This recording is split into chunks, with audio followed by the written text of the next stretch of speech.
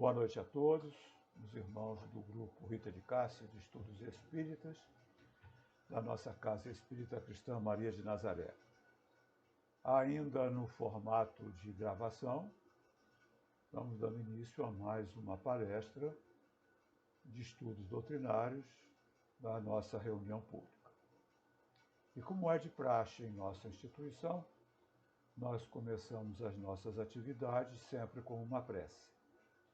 Então vamos orar, rogando a Deus nosso Pai, a Jesus nosso Mestre, a Mãe Maria de Nazaré, nossa mentora, patrona de nossa casa, o amparo e o sustento para que a nossa reunião possa transcorrer com tranquilidade, nossa compreensão e palavras facilitadas. Seja então, Senhor, em nome da direção espiritual do trabalho, dos Espíritos que nos dão sustento, em nome de Jesus, mas sobretudo em nome de Deus, nosso Pai de amor e de misericórdia, que nós da Casa Espírita Cristã Maria de Nazaré possamos ter a permissão necessária para considerarmos iniciada mais uma noite de estudos de doutrina espírita. Graças a Deus.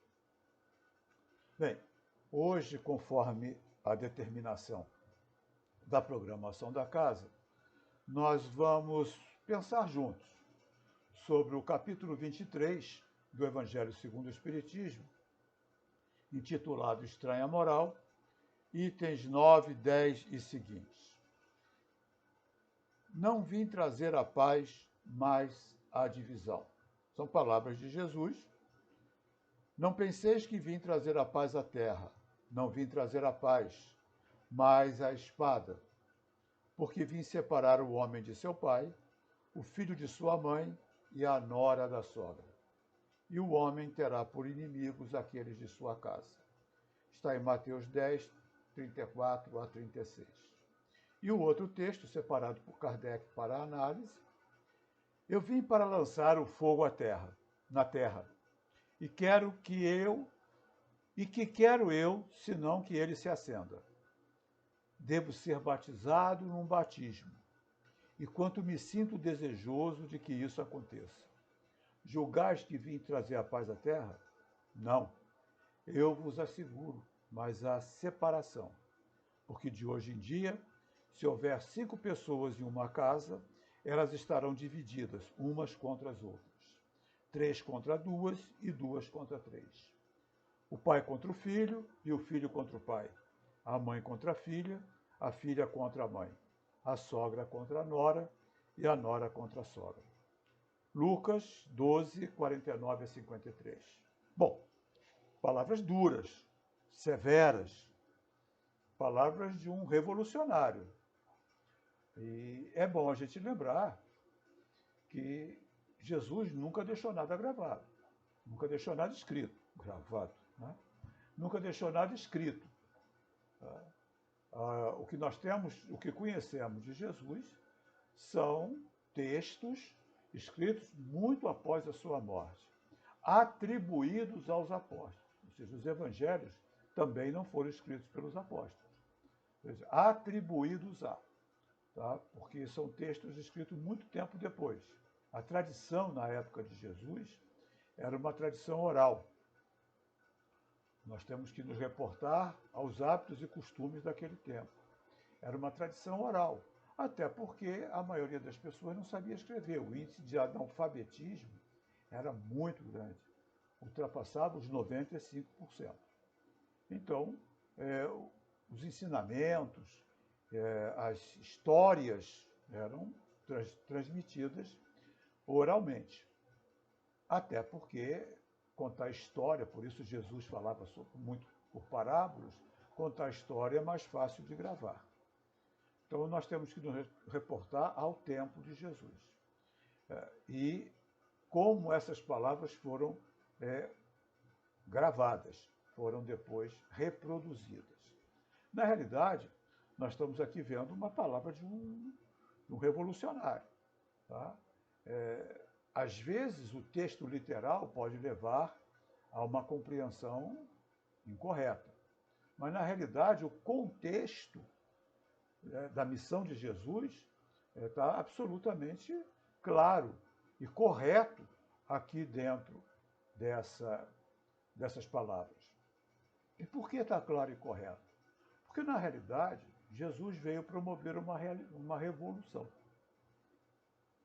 Não uma revolução externa, como era esperado, né, pelo povo hebreu.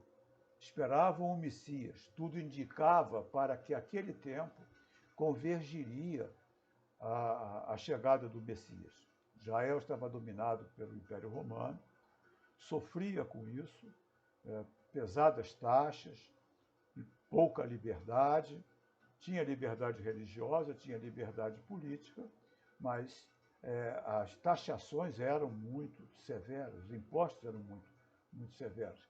E esse domínio incomodava profundamente os judeus. E havia a expectativa, baseada nas profecias de Elias, Isaías, que estão lá no Velho Testamento, de que aquela era a época da chegada do Messias, um Salvador, com licença. Só que a expectativa era de um Salvador que viesse libertar Israel do jugo romano.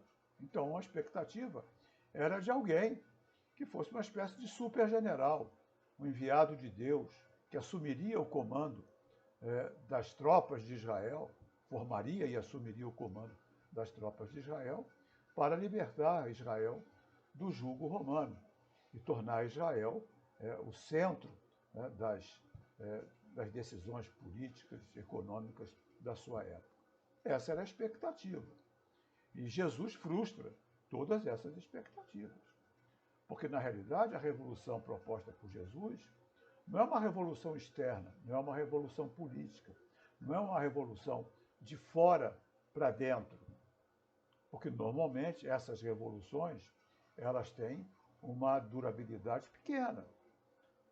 Basta que o seu líder ou que o povo se rebele ou não aceite, que a durabilidade é pequena. E a gente vê isso no mundo, na história mostra isso.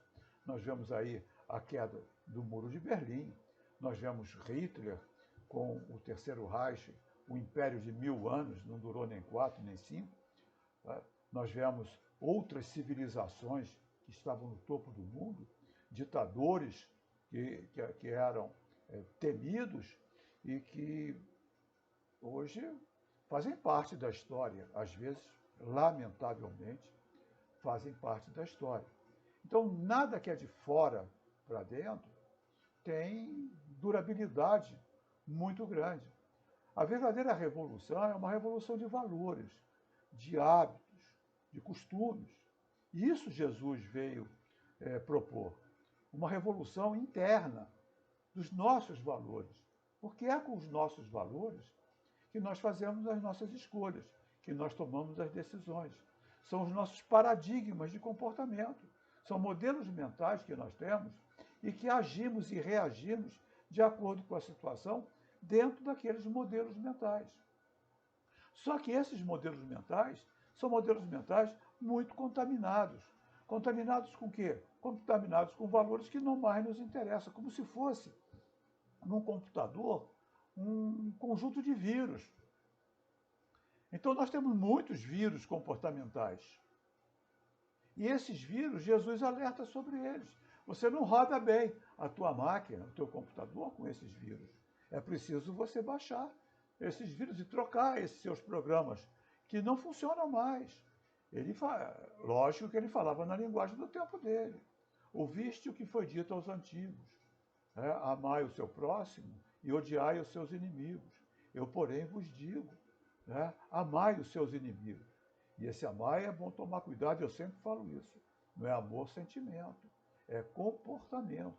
Comportamento descondicionado do comportamento do outro. Porque se a gente usa de bondade, é bom internamente, a gente é bom com quem gosta da gente e com quem não gosta. Se a gente é justo internamente, a gente é justo com quem é justo com a gente e com quem não é.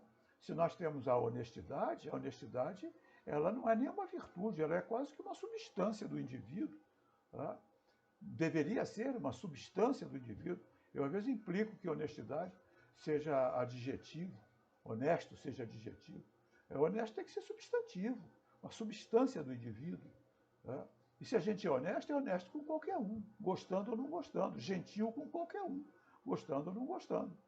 Isso é o amor que Jesus fala, é o amor descondicionado. Se eu sou só educado com quem é educado comigo, na realidade eu não sou uma pessoa educada. Eu estou sob o controle do outro. Se o outro é o outro que manda em mim, manda em mim. Né? E por que o outro manda em mim? Porque eu reajo de acordo com as ações dele.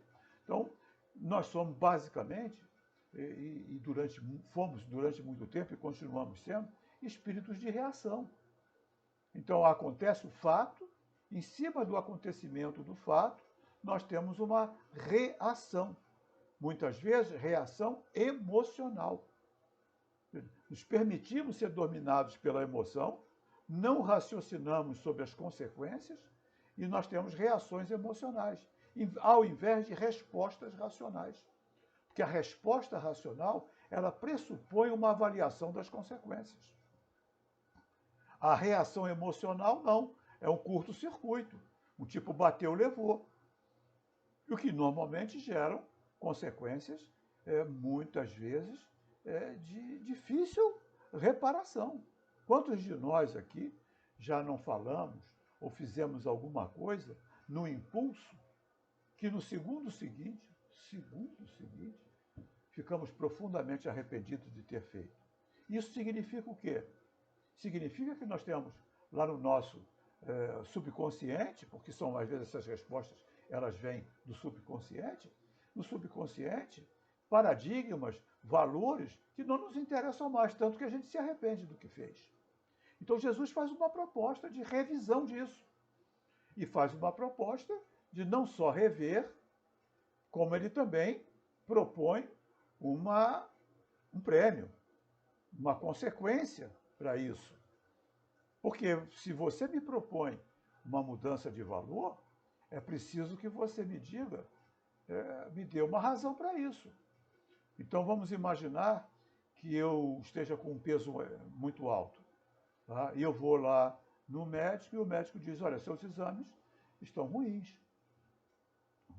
Se você não fizer um processo de emagrecimento, você está arriscado a ter algum tipo de problema mais grave. Desenvolver um diabetes, um AVC. Bom, então o que ele está fazendo? Ele está me propondo uma revisão dos meus valores na minha forma de alimentação e me dando uma razão para isso, um motivo para isso. Qual é o motivo para isso? Olha, você vai ficar doente, você vai ter problemas de saúde, porque a gente se motiva ou pelo prêmio ou pelo sofrimento. São duas razões de motivação. Eu posso me motivar para emagrecer pelo bem-estar que isso vai me dar, pela melhora da minha autoestima, mas também posso me motivar para emagrecer pela dor, pelo sofrimento, pelo medo da doença. Jesus fazia uma motivação. Uma motivação pelo quê? Pelo reino dos céus. Então, o que ele falava? O reino dos céus não é desse mundo. Por quê? Porque os valores desse mundo não são valores que levem a pessoa a ter uma vida espiritual. O reino dos céus, nós estamos falando de vida espiritual, e a doutrina espírita é muito clara nisso, né? De qualidade. Se você mantiver esses seus valores, é o que Jesus diz, se você fizer o olho por olho, dente por dente, ouviste o que foi dito aos antigos, olho por olho, dente por dente. Se você fizer isso, como já disse o Dalai Lama, se não me engano, que essas frases de internet às vezes são colocadas a autores que não são, se a coisa ficar no olho por olho, dente por dente, nós vamos ser uma sociedade de cegos e desdentados. Então, o que Jesus propõe? Respostas num outro padrão vibratório.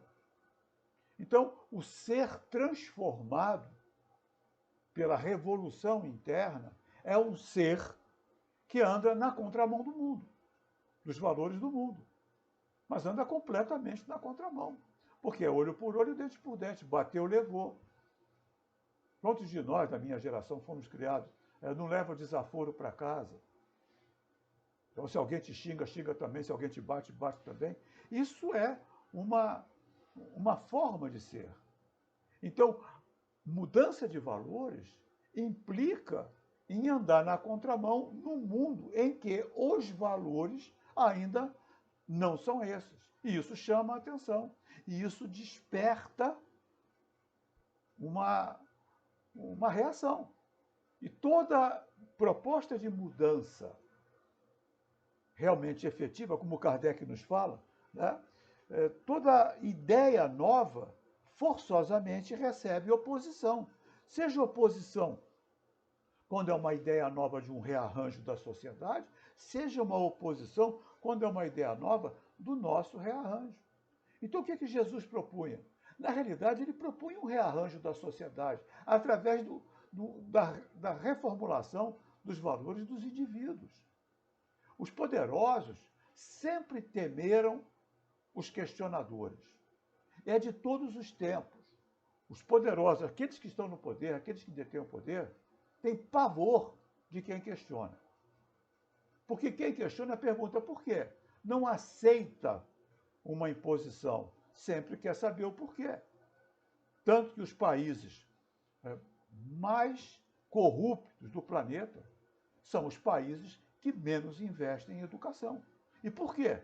Porque manter o povo na ignorância, manter o povo sem conhecimento, é manter as pessoas sem questionamento. Em top de futebol, em top de novela, em top de porcaria, né, nos meios de comunicação,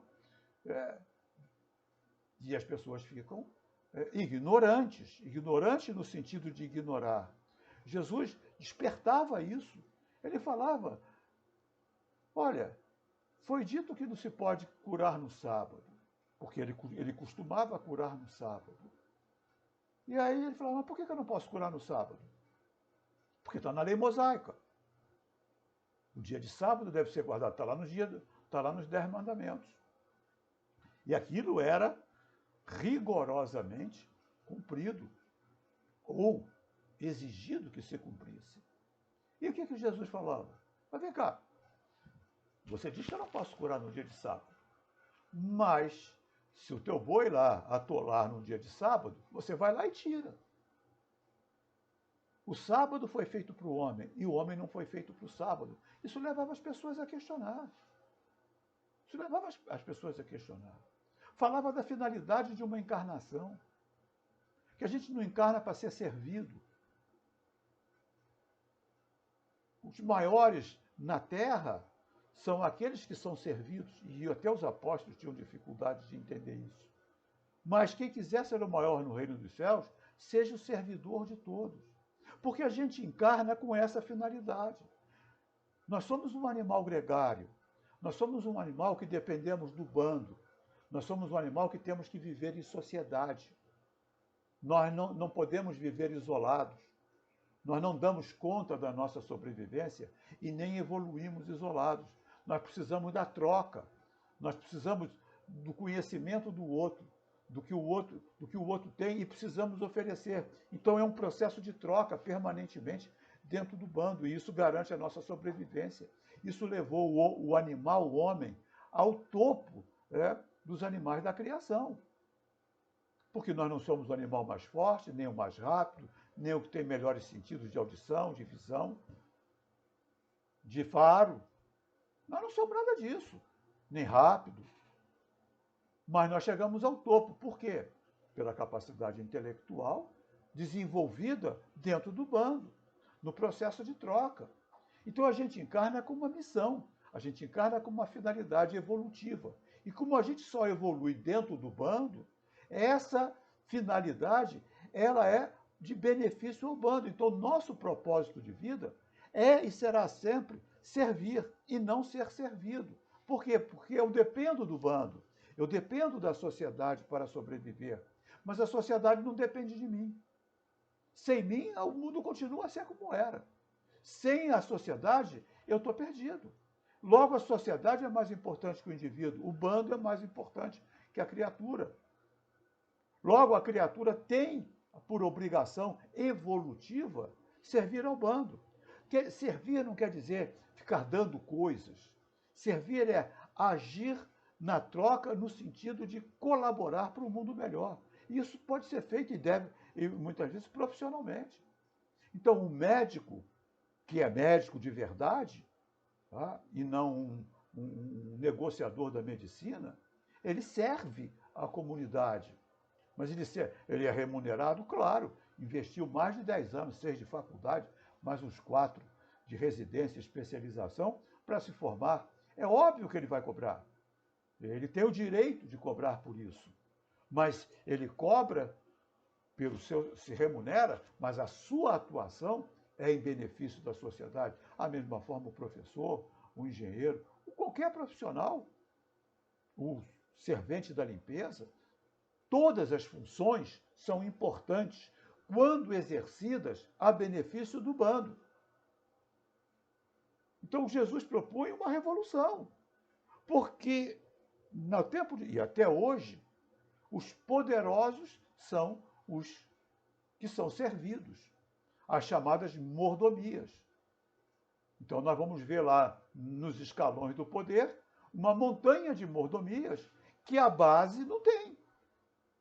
Nós estamos vendo aqui nesse momento desse isolamento social. Quantos na base perderam emprego, ficaram sem o seu sustento, necessitados de socorro? E quantos no topo continuaram com seus privilégios, continuaram com os serviçais em torno disso? Esse ainda é um valor. Jesus propõe o oposto. Logo gera reação. Logo gera uma revolução. E quanto mais forte a ideia, maior é a reação. Quando você corta um privilégio, a reação é imensa. Ou quando tenta cortar um privilégio, a reação é imensa.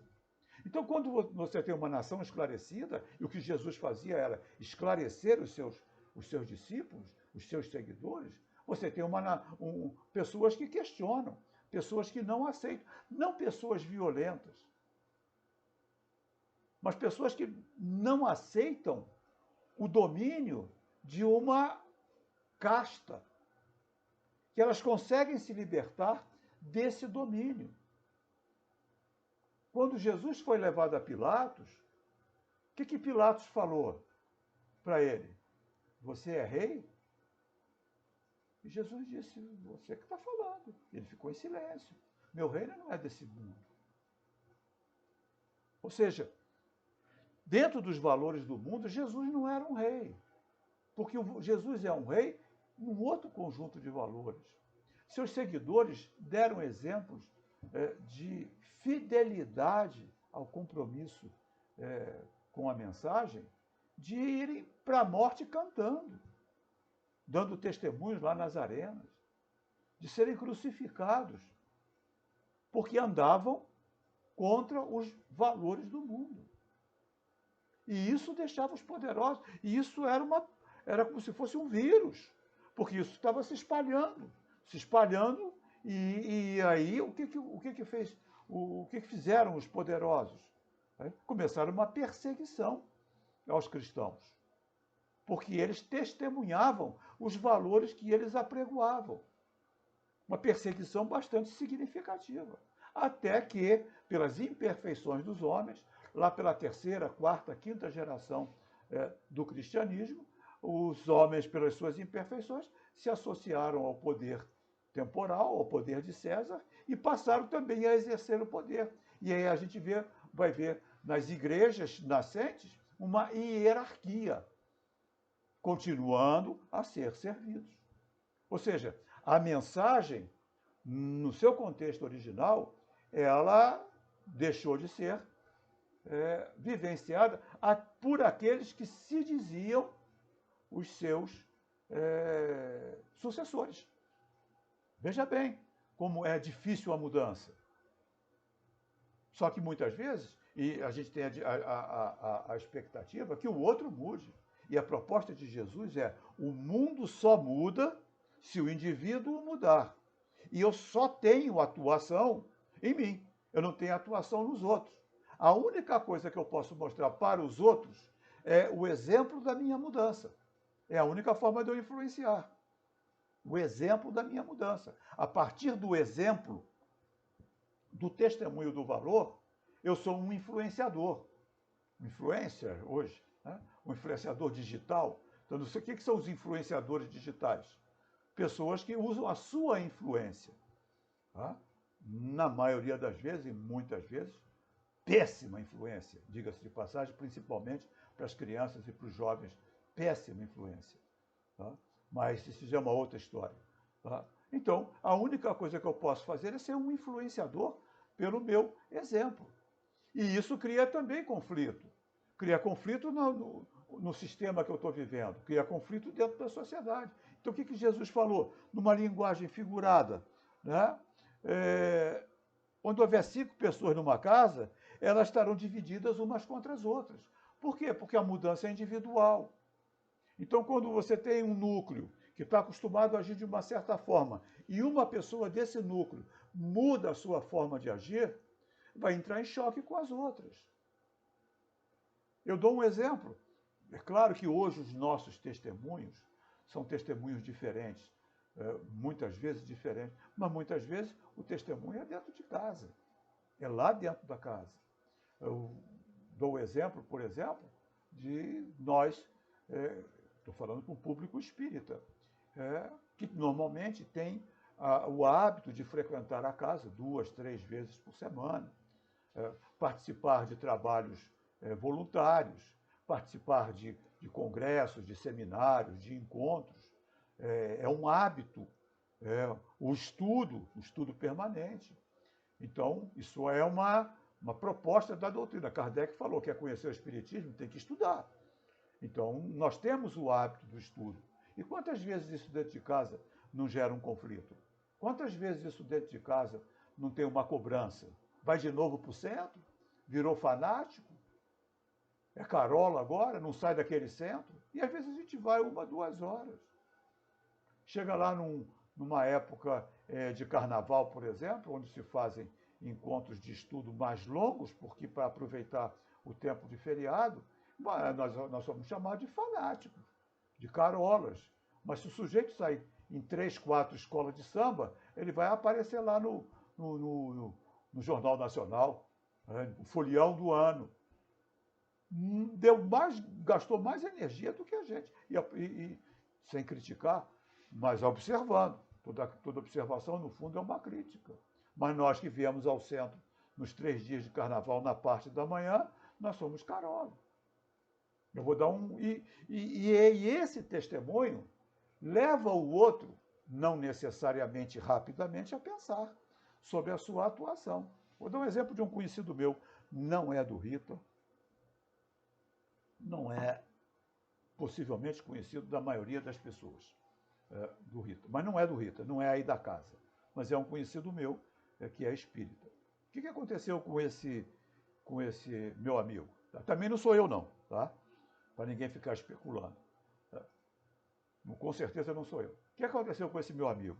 Ele, em determinada época da vida, ele conheceu a doutrina espírita.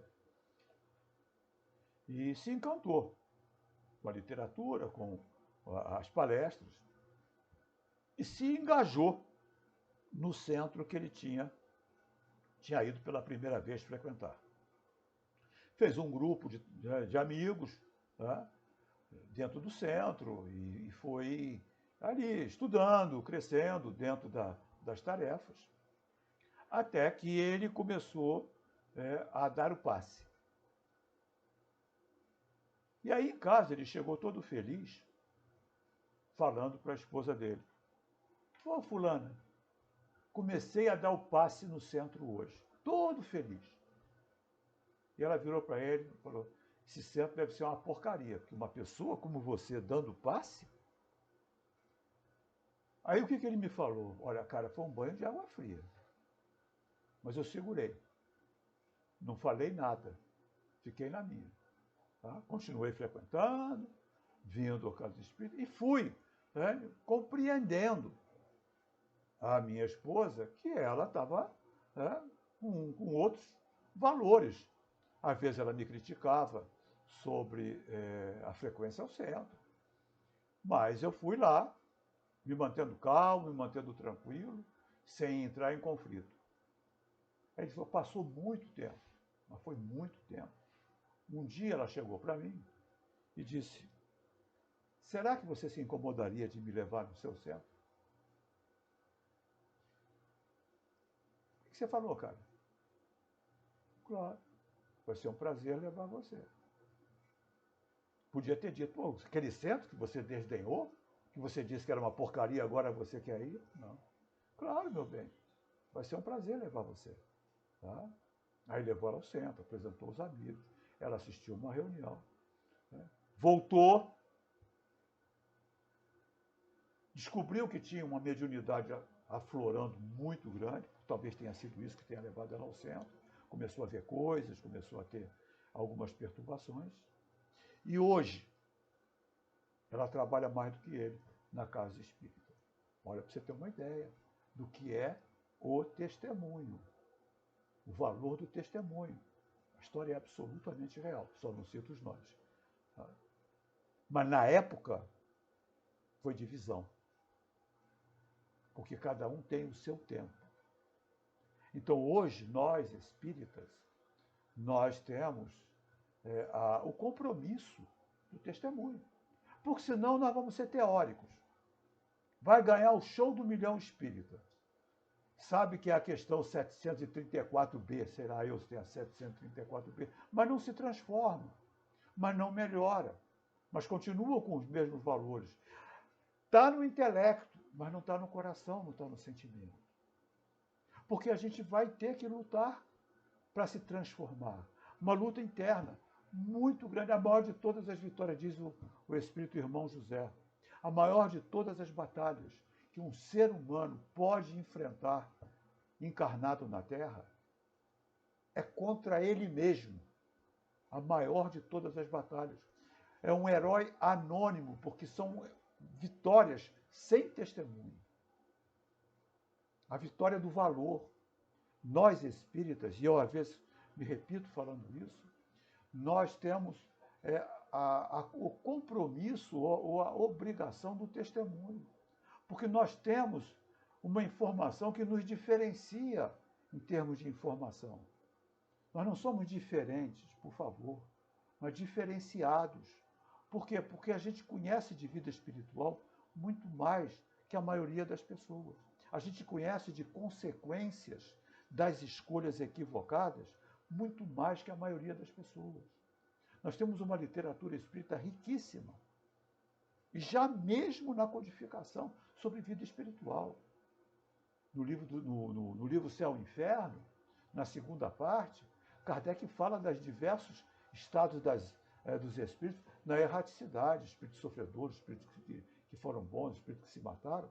E depois nós vamos ter isso enriquecido pelos livros de André Luiz, nos falando das colônias espirituais, das colônias dos espíritos melhores, das colônias trevosas, do que levou um espírito para aquelas regiões, tanto as boas quanto as ruins, ou as negativas. E a nós espíritas, pelo nosso conhecimento de vida espiritual, a gente tem o compromisso conosco mesmo de ser um revolucionário interno, um revolucionário nos valores, não revolucionário no sentido de um violento, pelo contrário. Mahatma Gandhi fez a libertação da Índia do jugo britânico sem levantar um dedo, apegado à verdade sem violência. O vice-rei que governava em nome da rainha, dos reis da Inglaterra, a Índia, ao tempo do Mahatma Gandhi, ele foi chamado na corte, porque ele não tomava uma providência contra aquele movimento que estava tomando um vulto, um valor muito grande. E ele disse o seguinte: olha, se esse homem levantasse a voz um tiquinho, se esse homem levantasse a mão, uma coisa que fosse, eu passava com os nossos exércitos por cima dele. Mas ele não reage. Eu não tenho como fazer nada. O cara não reage. Ele reagia. Ele reagia num outro valor, num outro patamar. Que o violento militar ele não conseguia compreender como é que uma pessoa não reagia. Reagia sim, num outro patamar. E é essa reação num outro patamar que é esperada de quem muito foi dado. Porque a quem muito é dado, muito será cobrado. E a nós foi dado. Dado em termos, porque nós buscamos. Ou seja, estava oferecido. Nós buscamos. Isso aumentou a nossa responsabilidade. É de Jesus também. O servo que sabe a vontade do seu amo e não faz, será mais rudemente castigado do servo que não sabe e não faz. Por quê? Porque o conhecimento nos diferencia. Então, essa é uma luta. É uma espada dentro de nós, na mudança de valores, que muda hábito, exige esforço, exige sacrifício. Mudar paradigmas necessita de esforço. É muito mais fácil mudar em grupo, por isso, dentro da Casa Espírita, a gente tem suporte para essa mudança. Mudar paradigmas não é uma coisa simples, é complexo, tá? Principalmente paradigmas, modelos mentais instalados há muito tempo na nossa encarnação. Não é difícil. Eu tenho o hábito de dizer que não é difícil. Tá? Difícil é pregar prego com a mão. Isso é difícil. Tá? Mas pregar prego com o martelo já torna muito mais fácil, ou seja, com a ferramenta certa. Mudar paradigmas com a ferramenta certa, que é a doutrina espírita, é mais fácil, mas é bastante complexo. Exige esforço, exige sacrifício, exige vontade para isso. Jesus não veio trazer a paz, ele veio trazer a divisão. Ele nos colocou em choque conosco mesmo. E esse choque leva também a nos termos no nosso entorno pessoas que se espantam, que reagem à nossa transformação ou à nossa busca pela transformação. É o testemunho. Não há como nós adquirirmos um conhecimento e não passarmos pelo testemunho. Não é assim nas séries escolares, não é assim na formatura de um grau superior, não tem lá o TCC, o trabalho de conclusão de curso, não tem as provas das matérias, tudo isso é testemunho daquilo que foi adquirido. Nós também temos que apresentar o nosso TCC, a nossa tarefa de conclusão de curso, né? As nossas teses, né? Mostrar na prática o que essa teoria pode ter feito em termos de valores dentro do nosso modelo comportamental. Enfim, era isso que eu tinha para dividir com vocês. Agradeço muito a atenção e mas eu espero de coração que as nossas próximas reuniões possam ser ao vivo e a cores. Tá? Eu utilizo esse mecanismo de gravação e algumas lives como tecnologia para nos manter juntos. Mas eu gosto mesmo da troca, do olho no olho, do público, do olhar, daquela energia que é uma reunião pública com gente dentro. Tá? Aquela troca é fundamental, tá? Para todos nós, para quem faz a tarefa e para quem está lá dentro. Espero do fundo do coração que nossa próxima reunião possa ser já dentro da nossa casa, ainda que com espaçamento daqui, espaçamento dali, mas ao vivo e a cores. Tá? Vamos encerrar com a nossa prece, tá? De fechamento do nosso trabalho. Senhor Jesus, no momento em que nos propomos a encerrar o nosso trabalho, nós agradecemos a oportunidade de aqui estarmos, podendo divulgar doutrina espírita, rogando as tuas bênçãos, Senhor, como se na casa espírita estivéssemos, a todos aqueles que estão nos assistindo ou que irão nos assistir nas palestras gravadas, rogando a tua bênção ao nosso planeta, passando por momentos difíceis dessa pandemia, ao nosso país, tá? Em momentos também muito delicados. Tá? Que Ismael, nosso anjo da guarda, espírito protetor do nosso país, possa encontrar em nossos governantes o mínimo de condições para ajudá-los a conduzir esse país a se tornar de verdade a pátria do Evangelho. Tá? Despede-nos, Senhor, então, na tua doce e bendita paz. Graças a Deus, muita paz, paz a todos, até uma próxima oportunidade. Muito obrigado.